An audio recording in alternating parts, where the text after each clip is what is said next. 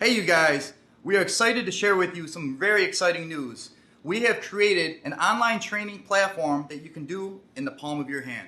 With over 20 modules and nearly 80 lessons, this is the most comprehensive and detailed scalp micropigmentation course out there. For those of you who can't travel here, maybe you're in other countries, you can now learn from your computer, you can sit at home, you can sit in a bus, and you can learn scalp micropigmentation with the greatest innovators in this industry.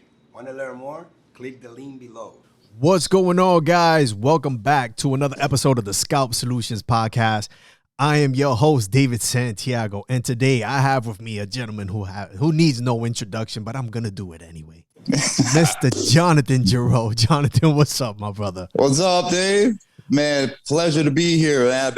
I know we've been trying to connect for some time, and this is it. We finally made it, man. It only took 2 years, my brother, but we're about to make it. We're about to make it happen. My schedule's so crazy, man. Listen, I've been working 2 years straight, so it's like I don't have a day off, man. I absolutely get it, my brother, but I do appreciate you taking out some time from the schedule. I know you literally just finished up a client, and you taking out some time to chop it up with me in the podcast, maybe drop a little bit of gems. Appreciate it, man. We're going to see if we can get maybe a gem or two out of you. Yeah. I got something to share, man. We can share some gems. So first off, John, let's get right to it. And Jonathan, I know some people call you John Gerow, but your name is Jonathan Gerow. I love it, yeah. Love Jonathan. That's better. Jonathan is better. There we go. Jonathan, how long have you been doing SMP? I've been doing SMP 11 years.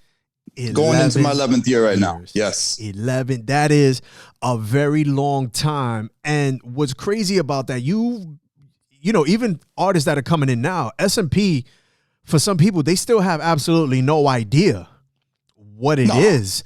How was that back then, 11 years ago, man? Like, what were you doing that you came across SMP? So back in the day, I mean, you couldn't even Google it. You couldn't even go on YouTube. You couldn't even go in like Facebook. What it was, there was forums. There was hair loss forums, and that's where it seeded from. That's where everybody was starting to catch on to like what it was like back in the day. It was called MHT, micro hair tattooing. Before SMP was MHT. Got you. So from there, you would have to talk to like some doctors and people like underground shit, man. So it's like guys were just tattooing. It was that's how it started though, going through hair loss forums. And back in them days, I wasn't even looking for it for myself. I was looking actually for my mother. She was losing hair because she had cancer. The treatments was making her hair fall out. So I went online trying to research some things, and I didn't want to put her through the surgery, the creams, the pills, shampoos. I just didn't believe in any of that shit. So I joined the hair loss forum. And after like maybe a couple months on there researching, this guy was starting to talk about, scalp tattooing out in London. And I'm like, okay, what's this about? And couldn't even really Google it. There was the first company was like, what was it called? Head Style or something. Head STYL. So that was like the first. Head Style was the first SMP company in the whole world. And I remember in them days because I reached out to them, asking them questions, and they weren't even in the US yet, but I was asking them questions. I'm like, what's this about? And they're like, well, we just started doing this. They were unknown still, like even with the final result. So fast forward, maybe, 6 months, eventually I made contact with the owner of that company. They wind up changing the name to another company. So long story short, I reached out and I met him up in New York. I flew out to New York City, met with the owner. And within 10 minutes, we connected with each other. So he loved my work ethic, what I was doing. And, actually, if we back it up a little bit before that, I was doing SMP before I even met this guy out in Florida. I was working with some tattoo artists out there for maybe like, a good year. So when I met him, I've already was doing SMP. So he was like, okay, I got an American here. I'm from London. You're American doing this. I need someone that could help, manage and run the clinics out here in the United States. So, man, I dropped everything, bro. I was working a job making $42 an hour. I just put my 2 weeks notice in. I'm like, yo, I'm flying out. I'm leaving. I'm doing this hair tattoo shit, man. And You went all in. I went all in, bro. I mean, it cost me a divorce. I mean, it was a lot of shit going on back in the day, man. I mean, that divorce, it was just, I mean, that led up to it, but it was like, you know, a lot of shit was going on during them days. It was like. So you sacrificed a lot to put yourself into the S&P, so you knew there was no turning back. You had to make this work. Yeah. I mean, at the beginning, bro, I went out to LA with like maybe $200 in my pocket, bro. It was like that bad. I wound up staying in the clinic. I was actually in the back room in the clinic for about maybe the first 2 years, living paycheck to paycheck, doing these heads. And I was the guy that actually set the bar for, you know, doing 3 clients a day. When I first started, you know, we were doing 1 client, maybe a year or 2 went by and I started increasing my speed. You know, I started getting really quick with it and developing the technique. So then I went to doing 3 clients a day. And, you know, the owners were nice because they bought, you know, they paid for my apartments in every major city. So I traveled for 3 months here, traveled 3 months there. Nice. And they were paying my rent, but bro, I was doing 3 heads and I was taking home $200 a day, bro. Jeez. How much you got in your pocket now? How much you got in your pocket today? Bro, I can't even know, bro. My pocket is deep now, man. Deep. But deep, bro. So deep pockets. You said something about like, you know, how it was so secretive and not many people, you know, knew about it. So like now as an artist, S&P, and we're talking about, you know, back 10, 11 years ago, it was incredibly secretive. Right. Yeah. It was like you guys just like held on to it and were like, I'm not going to let anybody get that sauce. Did you have that mindset back then as well? Well, I could tell you where, you know, like, you know, the OGs of the industry, I could tell you how that really stemmed from. I mean, yeah, please. It wasn't to do with us personally. It's almost like, you know, it's like when you work for a company and they had us on lock and key, man. Like we couldn't say shit. We couldn't say like. Okay, so you was like an NDA. Yeah, bro. Like I couldn't say nothing. Like I couldn't even post on Facebook. Towards the end, before I left the company from London, I started putting my shit out there. I was like, you know what? I'm known in the forums. I'm known in all. You know, everybody knows who I am in the hair loss forums. You know, but I started stepping outside the forums, man, and that's where it really picked up. I started like hitting up different things, saying, you know, check this out, what I'm doing, but I always remained faithful to the company that I was work for. But, you know, they didn't like that. All the employees, they wind up quitting the company. And I was one of the last standing guys for that company. So I was kind of the glue at the end there. And I tried to stay, man. I tried to make it work with them. And I was, you know, because my work ethic, I'm an honest guy. And I really wanted to work with these guys. But things were heading downhill. So I was like, you know what? I got to make that move. I was like one of the very last Americans working for them. There was only maybe a couple Americans that worked. Me and Matt worked for him. And then you got Zhang, but he was from out there. So I was probably the last American to leave the company. You was the last of the Mohegans. Yeah, I was the last. But so, I've already developed my reputation while I was inside there anyway. So I already had like, you know, I was known because I traveled all the states. I was one of the first, actually in Florida, I was the first S&P artist in Florida. I was the first S&P artist doing it in Houston, Chicago. Because after I left Chicago, Magic Mike picked up in Chicago when I left off, and then Houston, Canada, and then eventually I wound up in New York for the last like 6 years now. So nice, 6 to 11 years. And you know, I bring up about it being secretive because you know, you have a business partner, which is, you know, Eric. And having spoken with Eric, like you know, the last time I hung out with you guys. He told the story of, you know, how you guys, the very beginning, and how he was trying to prove to you that, you know, he was ready to learn. And, you know, you guys were both transparent about how you kind of like, you were very, I guess you were hesitant to teach him the skill. What was the mindset behind it? Was it because you were genuinely trying to preserve the skill? Or were you like genuinely trying to see like how real he really was, his dedication to like really forming with you and actually learning? I mean, I think it was just the way my mindset was in them days, because back when I was doing this, like to even do S&P back in them days, you would have had to work with us for, I think it was like 10 months or like a whole year of just like shadowing, holding the cup for us to even work on clients. So it's like, Wow. it was a whole process. So you really had to, how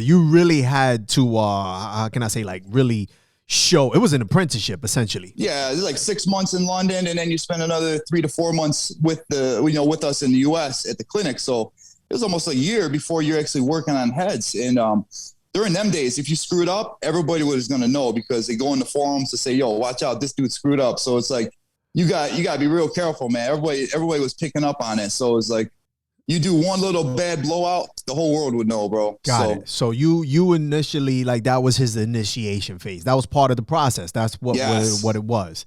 Got it. But so the reason it was with Eric, before I met Eric, I had a bunch of partners coming at me, not people that wanted to partner with me. And Eric, he's always was there. He was always consistent, and he was always sending me clients, which I was like, yo, these other partners weren't sending me clients. They just wanted more percentage of the company.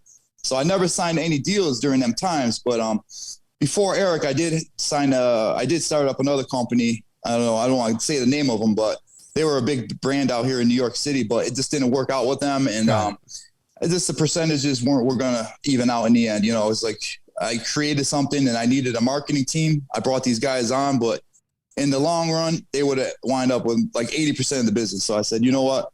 Let me scratch that. Hooked up with Eric because I seen him. He was, he's a master barber. He won a lot of the biggest awards out here in the city. So I was like, you know what? This guy's bringing value to the business. Why not partner with somebody who's bringing the value? He's bringing the clients. He's his brain. He's a genius. He knows how to run a business. So I was like, this is a guy. I mean, in the beginning, it was crazy because in the beginning we talked percentages. It was like, I'll be 51%. He was going to be 49. And then after we started, Eric, bro. So after a while, he started, remodeling the office, making it look pretty. And I was like, man, you know what, bro, let's just do 50-50, man. You did all, I see the work and the dedication and the passion that he has. And I was like, this guy this is it, man. So I was proud of him for doing, helping, because as an artist, man, it's like being a musician. You don't want to deal with the business end of things. You just want to come in, work, do the work, man, and show your face out there. So you saw he filled, where you came short at. And because exactly. of that, you gave him that 1%. You got it, man. You got it, bro. you worked hard for this. So now how do you feel about what S&P has evolved into? Because you've been doing this for so long and it is constantly evolving, whether it's pigment, needles, techniques. How do you feel about that, man? Do you adapt to change, or are you kind of like, no, this is how it's supposed to be done? I mean, I'm always up to learning new things, I mean, everything in life, like people who play guitar, and like 100 years ago, there's new techniques with guitar nowadays. So it's like, you're always going to learn, and try to adapt. But S&P, I believe it really just comes from having that talent almost. Like, it's not just, I think S&P, 90% of it is actually like trying to get the work in there. 10% is doing the work. So it's like, it's almost like being a psychologist in some sense. You got to learn to, communicate with clients, communicate with people, feel comfortable with people. And like, it's a lot. It's like a triple threat thing. You got to learn all three threats, you know what I mean? Yeah, so, of course. So do you still use the same technique that you used 10 years ago? Yeah, I'm still using the same technique. Yes. Yeah. In the beginning, the technique was different. We were doing, it was like anywhere from 5 to 10 sessions. Sometimes clients were doing. So it's like, after a while, sometimes the inks would almost become one puddle. So like that's how it was in the beginning. It just migrated. Migration. Like even the hairlines things in the beginning, it was like a straight line. There was no like realism to the hairlines. It was just like, okay, you got a straight line, put the ink on, straight line. And it was like, it just became almost like a factory line feel. So, because I was doing 3-4 clients a day sometimes. So after a few years, I actually started developing my own technique of breaking up the hairline. And this was in the United States. I came out here, nobody was teaching me. I learned on my own. I just learned trial and error. I was fortunate to see clients from all over the United States, and then maybe I do a client's 3 sessions in Houston.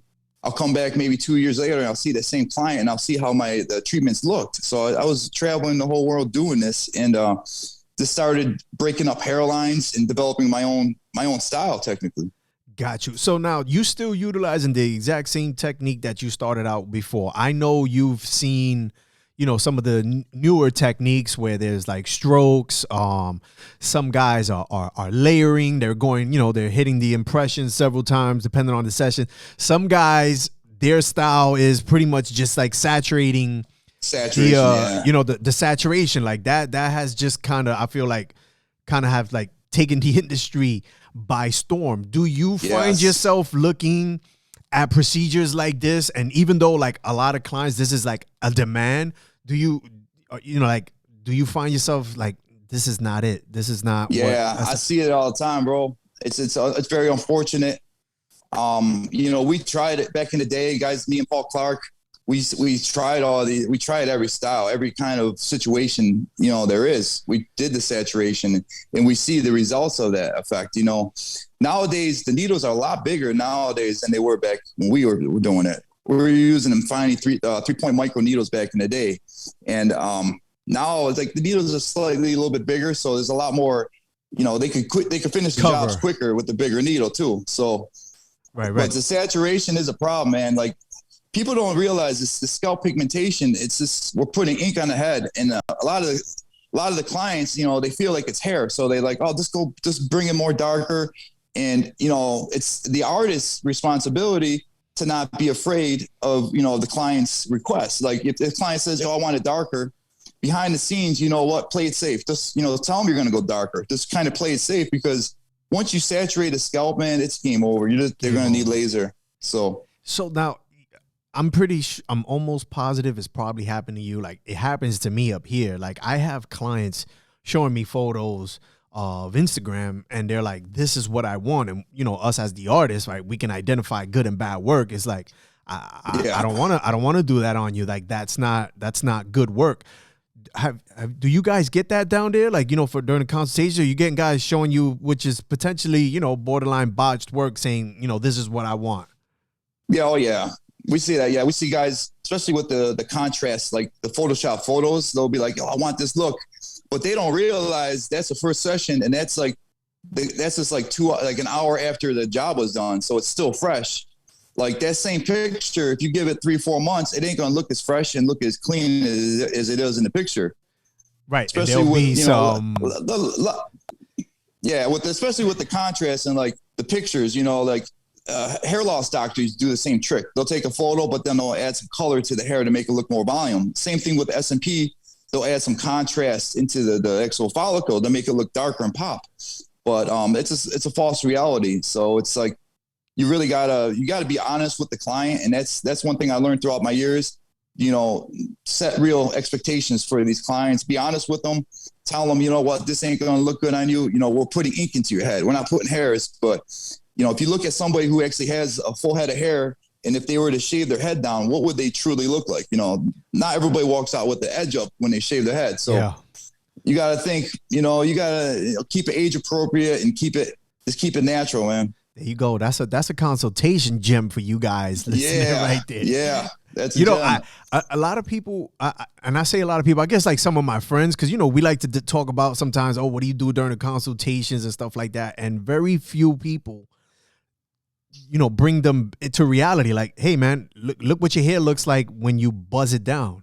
Like this is a natural look. Like it's never going to look like this, and it's just going to look weird. People are going to question it. And usually little things like that, man, that just brings them back. Those expectations that they come in with, it just brings them right to reality. And they're like, oh, okay. And then, you have no problem. Like, all right, this is what it's supposed to look like. All right, appreciate it. Exactly. So anyway, consultation gem. That's gem number one. I wanted to save them. I wanted to save them at the end. I guess after the second one, we start charging. What we're gonna do here? We'll start charging. All right. So now you're not against change. And what I mean by change is like, you have some artists now that are performing techniques with like strokes.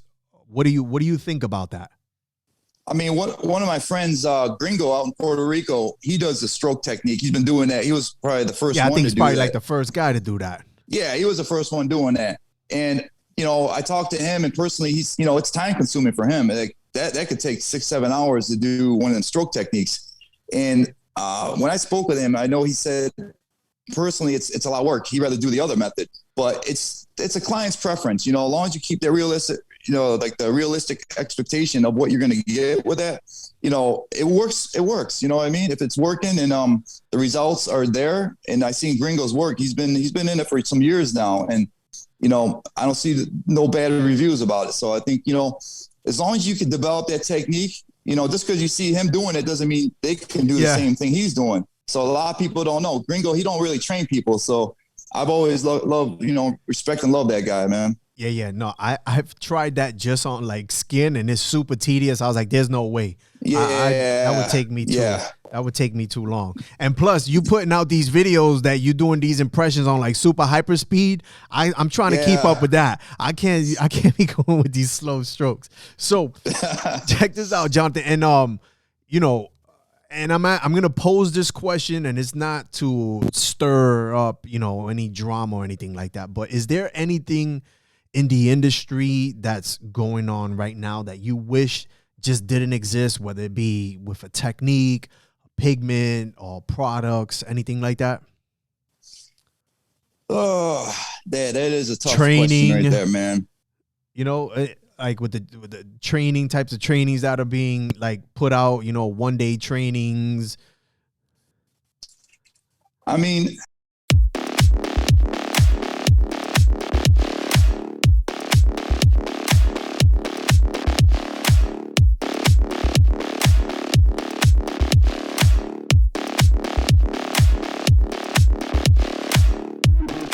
Put you on the spot. I think Put you on the spot here. I mean, yeah. Obviously, for years, one thing we're working with is trying to get the regulation into this industry, man. And that's one of the things I wish we can get together and regulate it. Like some of us guys get together and try to form some kind of. We tried it in the past, and just it never fell through. Though we like all of us, we all got together and tried to make an organization that regulated everything. But I personally think there should be some regulation in place, because now you're getting students who trained, and then 2 weeks later they're training, but they don't have all the answers. So they're training people without having the answer. And that's very unfortunate. Yeah, no, I agree. I actually earlier today I was speaking with Stevie G, and he also mentioned something about that, that if we really want to truly preserve the industry and prepare ourselves for when this like actually booms, like there has to be some sort of regulations. If not, people are just gonna look at it like it's like it's a joke. Yeah, that's the thing. We that's why we for years I mean I didn't even offer training. Like once I left the company in London, I wasn't like training or nothing. It's just the last maybe 4 or 5 years we started doing the training just to spread more positivity into the industry. And I'd rather have more people doing the job correctly than incorrectly. And it's obviously pricing too. Training's what $3,000 to $10,000 for some people are charging. So it's like a lot of people see that and they just want to learn on YouTube. Like some people can learn. Like Masao, he watched my videos in the beginning, and he's one of the greatest artists, I believe. Masao, I love that guy, man. Yeah. Really. I was a YouTube artist too, but for me, I knew I was wrong, so I was like, I got to get training. So I went, got my training, and then I still ended up, coming to see you guys too, because I still didn't feel, the confidence. So like, I'm like a testament to like you have to get proper training, in order to like genuinely execute this correctly. So now, with the training, if you don't mind, we stay on the topic, right? Because like, I feel like S&P now, and I feel like you're the perfect person to ask this because, you've been doing this for 10 years. You're one of the pioneers of this industry. And I just feel like guys like you have put so much work to get the industry to where it's at now, to then see other artists just like pushing this out there. Like this is a get rich quick scheme that anybody could do. Like, what do you, like, how do you feel about that?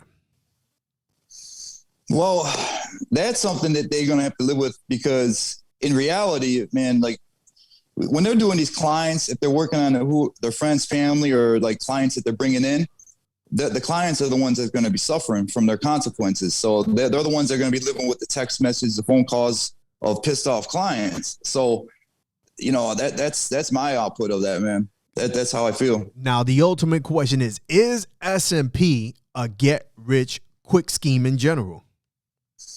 Nah, I don't believe it is, man, because You got to put in some work. We make it look easy. You know, they see you guys watch our videos, you see our YouTube videos. We make it look easy, but you don't know it took 10, 11 years just to get to that point.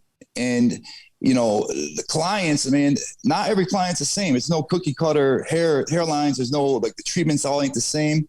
And you're going to get some emotional people out there, man. And you gotta learn to deal with criticism. And if you know, I know guys who screw it up, and then people, the guy will be texting you, yo, you screwed my head up. And the guy will just ignore the guy. And it's like, karma comes back though. Like, you know, that karma's going to get guys like that. And it's just, you have to accept your fate in that. But just remember, it's not easy, man. It's not peas and carrots out there. Like, you really got to put the work in, because you screw up the wrong guy, your whole career is done. Like, that's just the way, like, word gets in there. You know, I got guys out in San Fran, you know, LA, Hollywood. They know me, you know, I'm known throughout everywhere. So if you want to get to that reputation where people are like, yo, that guy's go to that guy. That's the one you want to see. Like, I mean, you could be two different things. You could be like a TikTok superstar, you know, but you'll get their 5 seconds of fame. But after that, you're not going to be known. You know, you want to leave an impression. That's how I feel. Like, keep your long-lasting impression with this industry. So you in it for the long haul. You think the longevity is the game, because you got some artists, right, you get that, you know, quick 5-10 seconds of fame, but to survive as long as you have to genuinely want to put out quality work and care about what it is that you're exactly. doing. So now, exactly. When you started this, Jonathan, 10 years ago, did you ever imagine that you'd be part of one of, like, the most successful SMP clinics in the world? Was that your, like, as a hustler, were you like, this is what my goal is, I want to be the best of the best, etc.? Like, did you know? I knew that from the day one when I first got into it. I always knew, you know, that because I always had that hustler mentality. I grew up, my parents raised me with a really good work ethic, and I did a lot. There's another company out there, Scalp Aesthetics. I helped that guy actually get started through an introduction of Joe Taylor to this guy. So, you know, I hustled my way through this industry in the beginning. And then it got to the point where it's like, you know, I still have to hustle. Like, I'm hustling without even knowing it, man. So it's like, you're always going to be hustling. Even me, like, doing this as long as I haven't been where I'm at, I'm always hustling, man. Like, at night, I'm reaching out to the editor of Rolling Stone, like at 2 or 3 in the morning. I'm always doing something like that, man. It's an everlasting. You know, you can Google me and see what I got out there. Yeah, for sure. You know, and I like posing that because, you know, I just want to know what's the mindset, because, you know, we got a lot of new artists that are coming into the industry, and I think it's important for them to have that mindset when they first start out, like have a goal.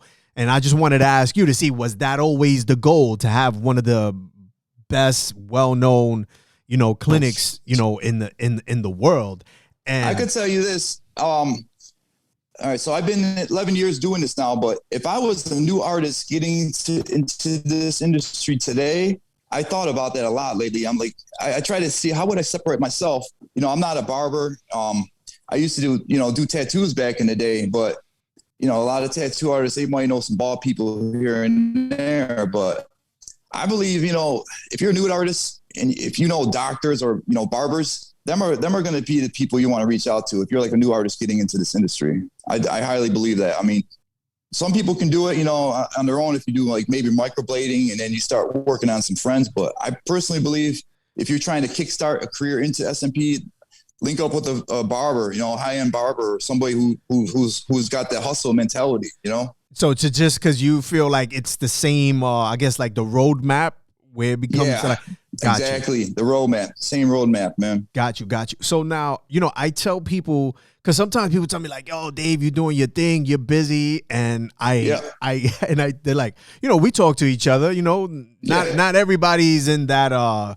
There's a competition mode. A lot of us, and we throw out numbers, and I tell them, this is how many people I see this week. So as a one man show. Some of us is like, damn, that's good numbers, man. You had 5 or you had 8 this week. That's great. And I always tell them, because I remember when I was down there with you guys for like 3 separate days when I was doing my master's training, I was like, shit, these dudes' waiting room looks like a barbershop.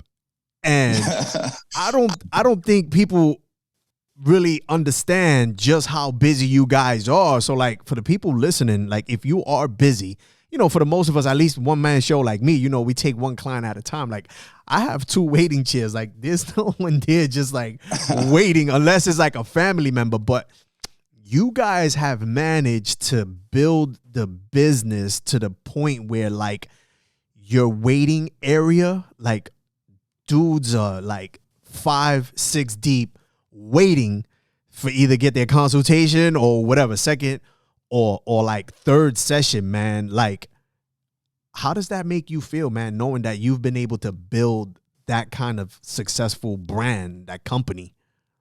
That makes me feel real good, man. It makes me feel like, we made it, we accomplished something, like that's, these guys are coming from all over the world too, man. So like the other day I just did a Hall of Famer from an NFL Hall of Famer, and it's just to have that, it's like, damn, man, that's a big deal. It's like, I still like when I see the celebrities come in, I'm like, damn, man, that's very good. Like Funk Flex came in, he did a commercial for us. We didn't even ask him. He just like, yo, let's do a little commercial. I mean, I think Eric directed that one, but it was just like, it's great to have like celebrities actually look up to you, like, yo, man, you guys are the best. Just keep doing your thing and getting advice from guys like that. I mean, it's a real humbling, man. Yeah, and that leads into my next question, because I wanted to ask you. You guys have done several celebrities. So now, has this been, I know the answer to this question. I'm posing this for the people that are listening. Has that been organically the way you've been able to reach the attention of celebrities coming in there for S&P? Or, in today's times, you got celebrity hacking where guys utilize social media. Like, how have you guys gone about that? Has it been 100% organic, or is it just celebrity hacking? Oh, it's 100% organic. Guys, like when Flex came in, you got guys like DJ Clue, Eric Sermon, Mr. Commodore. They seen the results, and they're like, this word of mouth, guys talking.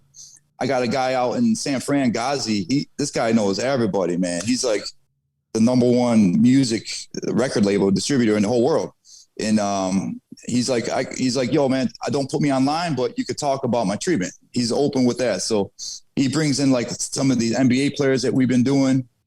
I can't name one of the biggest NBAs that we did. You know who he is, but we get a lot of NBA guys coming through here. Darren Williams, couple of big names. Do you have, so like I've done, a couple of celebrities myself, but I don't know if it's because I don't have the same exposure that you have, but I've had like their managers give me like non-disclosure agreements. Have you ever had that where it's like no photos, no nothing? They don't want you to talk about them because, they just don't want anyone knowing that they received this. I mean, we make them sign paperwork when they first come in, but most of the celebrities, like, it's just like we just talk, we communicate, they trust us not to like go out there and like use their name and image. So, and they keep coming back, sending us people because they know. I guess they don't trust me. We don't blow them up, man. I guess they don't trust me. Yeah, they don't trust you. They're like, yo, this guy's gonna put us on YouTube, man. Sign a NDA for. I remember the first one I got, I was actually really scared. So I was like, all right, let me send this to my lawyer, because it was like 3-4 pages long. And I've done an NDA with like other ventures outside of S&P, and I was like, wow, this is like an incredibly long non-disclosure agreement. Like, I want to make sure this is correct, or at the end of this guy's session, I'm gonna end up, paying this guy or something like that. I remember I did what's his name? DJ Clue. DJ Clue? Yeah. So you'll never see this dude without a hat on. Right. So we did the whole commercial with him. We did like a comedy skit with him and Commodore, posted the video up. And then next thing I was reading online that 50 Cent had beef with DJ Clue. So, Clue called me up. He's like, yo, bro, can you take the before picture off? I don't care. Keep the video. Just take my before picture. Because he was going to take that. You know. You already know what's up, bro. 50 Cent was going to rip him up, bro. Yeah, 50's a beast. He would have totally took that. He would have took that one. So I took it down. I respected him. Yeah, things like that, I respect. We don't play with people's, the privacy, things like that. Got you. It's So really now, important, man. I mean, that would have been for them to repost that photo of yours, like that would have took to a whole other level. So now, what celebrity that you can name has been your really blew your socks off when you were like, holy shit, I can't believe this guy's coming to me to get his SMP procedure done? Well, I can tell you this much. We have a comedian, Mr. Commodore. He's a big on Instagram, TikTok, but this guy's like huge. He gets a lot of followers, a lot of people that are attracted to him. Then we got guys like Funkmaster Flex or even Eric Sermon who came in, and I got a couple NFL players I can't name, but between Mr. Commodore and Funkmaster Flex, Mr. Commodore was able to actually refer us thousands. I'm talking at least 1,000 clients, man. Like compared to Funkmaster Flex, got the word out there, but we didn't get many people saying, yo, I seen Flex's video. I did this. Like most guys would say, yo, I seen Commodore's shit. Commodore, that was the gold. That was the gem. Yeah, that was a gem. That was from a business perspective and a marketing perspective. When I saw that, I was like, all right, I see what they got. Man. That was a good move. Yeah, that's what that was a chain reaction, because then you got all these the rappers coming up in here, seeing musicians. They saw the Commodore and came through, and so if you guys out there looking to really expand it, sometimes it's not about getting that A-list celebrity. Find these comedians on Instagram. I mean, you get one of them, that shit will hit off like wildfire, So you gotta have that Instagram comedian money though too, because some of these guys they know their value. They're like, yeah, I'll give you a skit, give me $5,000. But listen, at the end of the day, if 5,000 bring you in 2 clients, you still broke even. I know Fat Boy C. Yeah. Yeah, I got him in here to do a hairline. He did a skit with us too. He was another good one. He brought a few guys in here. So yeah, it's worth it. Look. It definitely is. I tell people, I did one with Ken Stars, and yes. To this day, it was like one of the most ratchet skits that I did, and I was very scared. I was like, man, like this could destroy the culture of my business, man. Like I don't want to present like that ultra ratchet hood. And I was like, you know what? I did it. World Star reposted it, and man, nice. That's what like really took off. And I was like, I don't even think I ever told you this. Once that started happening, I remember when I was like, holy shit, I'm not ready for this. I still feel like I need a master's class. And that's when you came through, bro. And I remember telling Juan, I was like, yo, I think I just opened up, the Pandora's box for myself, but I didn't elaborate. I don't think I've ever told him that.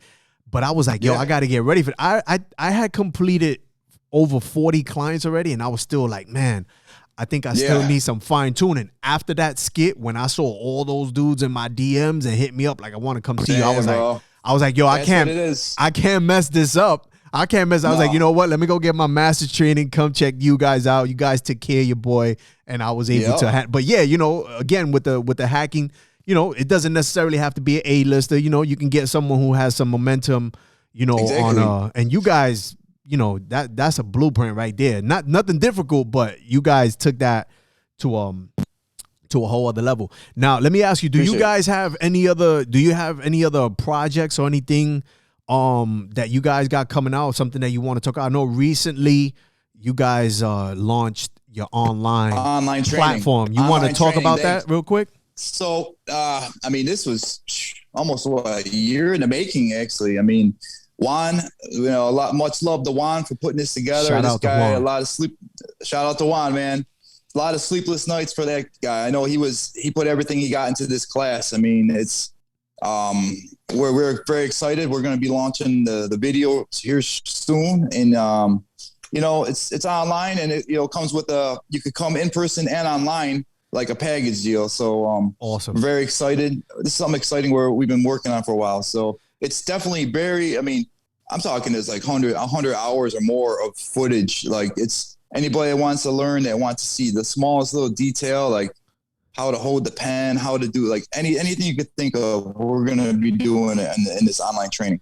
So it's in conjunction. It's not just solely online. Are you guys advocates for online training coupled with in-person training?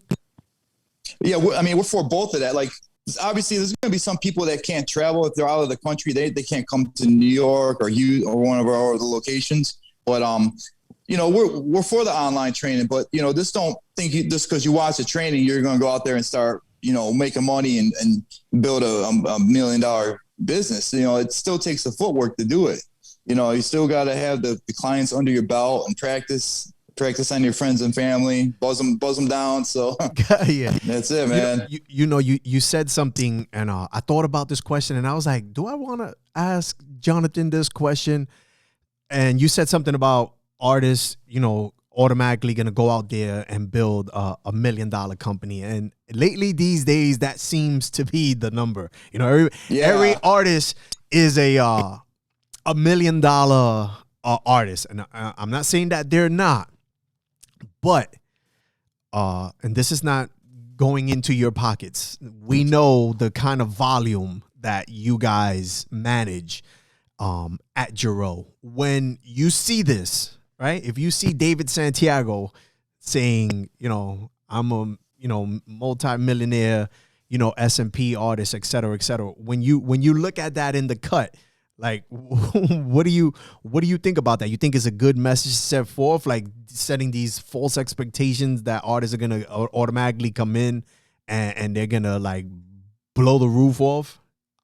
I mean, there's a lot of smoke and mirrors, I believe. You know, a lot of guys, especially with now you got TikTok, Instagram, you know, a girl who works at Kmart, she could be Instagram model the next day. So it's like, it doesn't matter if you're not putting the footwork in. You know, if Instagram is deleted one day and you don't got Instagram, a lot of these guys, they don't exist.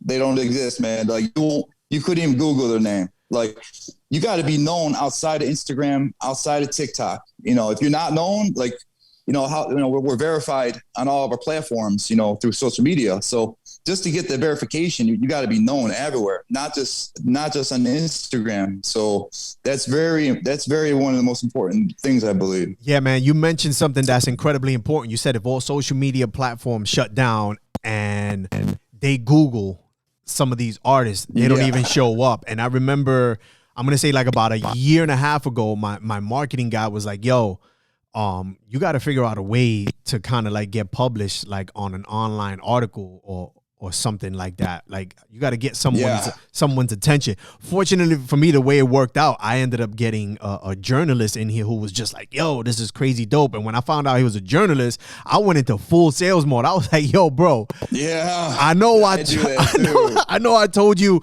this was going to be a $3,200 procedure. Listen, bro, give me $1,200. But can you hook me? And that's what eventually started it. So like, yeah, you know, some of these guys, once the social media is gone, like, can you Google, you know, Jonathan Gerow, Hair Inc., you know, can you Scalp Solutions is going to show up so that where people are like organically, you know, looking for you. But I just felt like I wanted to ask, because we know, you know, real recognizes real. And I think we had this conversation one time where it was like, you know, when you're at the level where a lot of people say you're at, like, you don't have to, you know, we don't announce that because it's just, it's not necessary. So I just wanted to see, you know, what was your perspective on it? Because I started to see a lot of new guys that are just like going above and beyond to try to, you know, capture this image. And it's kind of like, a lot of it. I mean, unfortunately, you know, with Instagram, I follow a lot of guys back. If they follow me, I'll follow back. So like I do see a lot of that, and I just try to stay away from, you know, like a lot of the guys doing the work out there. You know, like, we don't look at people as competition. You know, like, and like, especially like in New York here, we got me and us and Matt, you know, from Scalp Micro USA, but like, we don't look at each other as competition. It's like, you know, we are, but we're just like, you know what, you do your thing, put out the good work, we'll do our work. So we respect. And I mean, you guys, for the volume that you have to deal with in the city, I mean, it's like competition to a certain extent. I mean, I tell people all the time, like, you know, people would like to consider it competition, and I get it, but dude, there's millions and millions and millions of people suffering from hair loss that could use our services. We will never ever be able to facilitate the amount of people that have. So like, we're not even hitting the not tip even of the close. iceberg. Yeah, not even close right now. So I want to backtrack into, well, not backtrack, but I want to talk into before we wrap it up, because you know, I know a lot of people like to know about gear, and I want to go and say that, you know, it doesn't matter what Jonathan uses. That doesn't mean you're gonna you know, perform the procedures in the fashion that he does. But you know, a lot of guys do enjoy, like, yo, I want to know what he's using. What tools are you using? What's your pen? What's your go-to? So my go-to right now is I'm using the Cheyenne. I think it's Cheyenne Solaire. The Sol Nova? Yeah, Sol Nova. Cheyenne Sol Nova. So, same thing. Sol Nova, Solaire. Sol Nova, yeah. So it's wireless. I mean, for years I worked with the wire, you know, and I could still do the wire machines, you know, like, originally I used, for years I was using I think it was Nova Contour machine, you know. I remember that. Digital big 2000. platform. Yeah, that one with the 3-point micro needles. I mean, them you get really nice tiny dots with. I mean, I still like that machine. Like, I'll use it for like the real feathered hairline. Some guys that want that super soft look.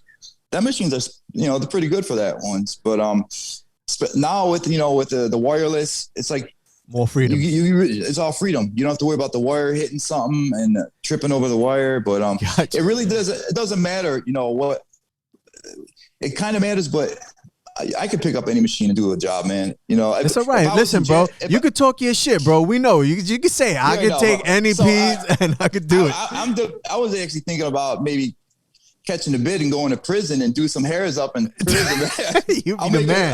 A guitar string with the radio motor, bro. And you'll be untouchable in there, bro. You get the CEOs, everybody. I know, bro. Your commissary be crazy. You be the only dude in there eating freaking steak. I would make a reality show off of that, man. That would be a nice little TV show out there. Yeah, man. All right, so you use the Sol Nova. How about for needles? Do you have one specific go-to needles, or you the kind of artist that switches in between? I switch. I do everything. I use we use the Cheyennes, 18s. I use the pink ones. Anything. Even I've used a 3-point micro Nova Contour one. So I bounce around. I mean, each client's different skin. You know, it's like not all one needle will work for that client. So it's always good to always have like an arsenal of needles with you. You know, but there's no really wrong or right needle to use, especially if you guys are starting off. Just always stick to something that's a little bit smaller. And like these wireless machines, they are heavier, you know, especially for new people starting off. Yeah. Maybe start with something a little bit lighter. So you're not, it's like trying to drive a Lamborghini your first time. You definitely want to like get used to it and wean yourself into something that's a little heavier. Right. Something a little heavier that could possibly make you go a little too deep into the, the scalp. Got you. All right. So before we wrap it up, Jonathan, I want you one piece of advice. I'm a new SMP artist. I just got trained this weekend, did my 4-day training at Gerow Hair Inc. One piece of advice that's going to help me throughout the rest of my career. Find people that you can trust in the beginning. Build like get 5 or 10 people. Find family members, buzz them down if you have to, cousins, nephews. Use them 10 people to help build your business. You know what I mean? Don't try to find new clients. Find people that, you know, if you screw them up, they're not going to be mad at you. So that's one of the most important things. So that's what I did. I told my friends, listen, let me try this on you. This is when I was on my YouTube phase working out at the garage. I'm going to try this on you, but I have $2,000 cash. If I mess you up, I'm going to pay for your laser. I didn't tell them how painful the laser could be, but I was like, I'll be able to take it off. Luckily for me, I did not botch them. But great advice. Jonathan, again, I appreciate you taking out some time. To Thank jump you. on the podcast. I know we'll be talking a lot, much more, off, Yeah, we got some things lined up. offline, got some Yeah. cool stuff coming down the pipe. Very excited for that. Definitely. And then, yeah, man, that's going to wrap it up for this episode of the Scalp Solutions podcast. Again, thank you to our guest, Jonathan Gerow, the GOAT, Thank you guys. the GOAT, baby. Yo, stay tuned. We got a video popping Yeah, soon. You guys that's will going like to be this one. great, man. I'm looking forward to that one. That's going to be a good video. My man. All right, guys. Thank you, Dave. Until the next time, peace. Peace.